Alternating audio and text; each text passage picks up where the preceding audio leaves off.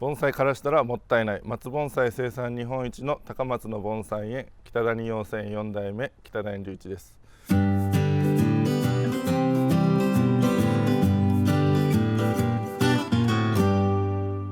あ今日は盆栽の大きさによる名称の違いをちょっとご紹介させていただこうかと思います。ここ今並んでいる盆栽それぞれ大きさ違いますけども、まずこの一番小さい盆栽、このサイズ、10センチ以下ですけど、今ちなみにこれが6センチぐらいあります。だいたい10センチ以下の盆栽を、豆盆栽ミニ盆栽という括りで、盆栽界では呼んでます。特徴としては、手のひらサイズで可愛らしい、鉢がすごく小さいのですごく乾きやすいです。もう夏なんかもう水やりがかなり頻繁でないとすぐ枯れてしまいます。はい、手入れは簡単なんですけど、やっぱりちょっと水やりは特に大事なサイズですね。でそのミニ盆栽豆盆栽ちょっと大きいのが商品盆栽と言われる盆栽なんですけども、これが10センチ以上20センチ以下、10センチ以上の方はそんなに言わないんですけども、20センチっていうのはかなり大事な境界線としてされてます。ここにもあるんですけども、商品盆栽だけの展示会画風展とか、商品盆栽として展示会に出す場合はもう絶対に20センチ以下っていうのがもう決められてるので、もうそこだけは結構きつく言う、サイズかなと。例えばこれなんかが10センチぐらい、これが商品盆栽と、豆盆栽ミニ盆栽の間ぐらいですね。こんなちっちゃい細い子でも15センチ弱ぐらい、これもうこんなけどしっかり商品盆栽で、ちょっと大きくなりますけどこの木で17センチぐらいですかね。これが商品盆栽として一番ちょうどいいぐらい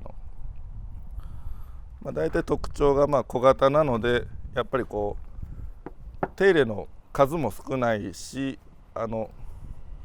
軽いんでね、片手で持てるんで持ち運びがかなり楽という。ただこれも小さいので水やりは大変なんですけども、こういう小さい木なんでベランダとか狭い場所にしかも盆栽置けないという方でもこういうんだったら結構多数置きやすいかなと。はい、でその商品盆栽の厳しい20センチ以下というところから漏れてしまった気風盆栽、漏れてしまったってそんな気風盆栽悪いもんじゃないんですけど、21センチ以上35センチぐらいが気風盆栽と呼ばれます。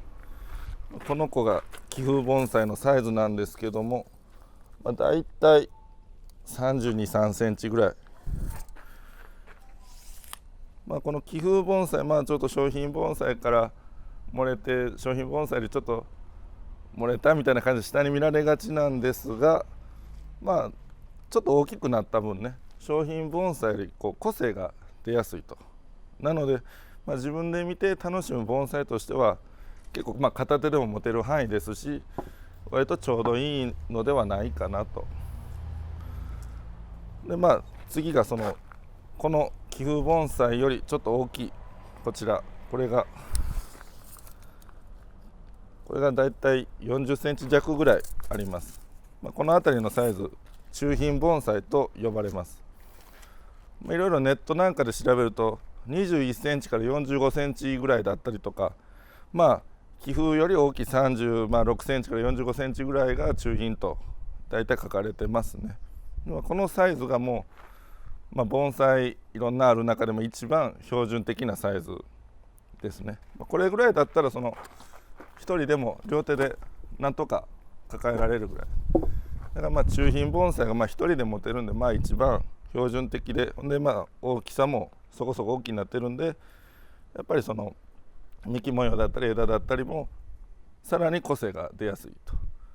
で結構鉢の容量があるんで水やりは結構しやすくなるかなと。水やりがしやすいのはどういうことか言ったら、そんなにすぐ乾きつかないんで、ちょっと乾き乾いてしまって水やりが遅れたとなってもまあギリギリセーフな場合が多くなりますね、大きくなった分。は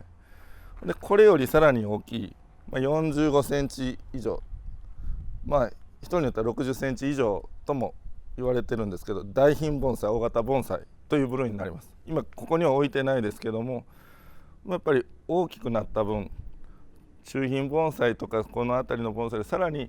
やっぱり幹模様であったり枝の配置であったり、その個性がもうさらに出ます。もう最大限に出ると言ってもいいと思います。ただ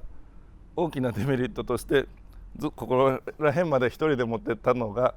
大型盆栽になると、もうとてもじゃないですけど一人ではもう持てません。だから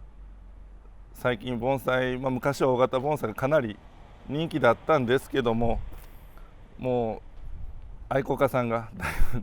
お年寄りになられたりしてもう持てないわということで、大型盆栽がちょっとそうですね、なかなか、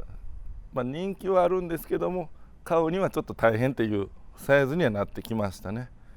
ただやっぱり面白みがあるのは、一番は大型盆栽が面白いかなとも思います。いろいろサイズありますけども、それぞれに違った楽しみ方があっていいのかなという、どれがいいどれが悪いとかでなし、自分の生活環境だったりお好みだったりで選んでいただけたらなと思います。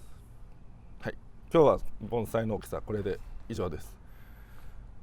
松盆栽生産日本一高松の盆栽園北谷養成4代目北谷隆一でした。チャンネル登録お願いします。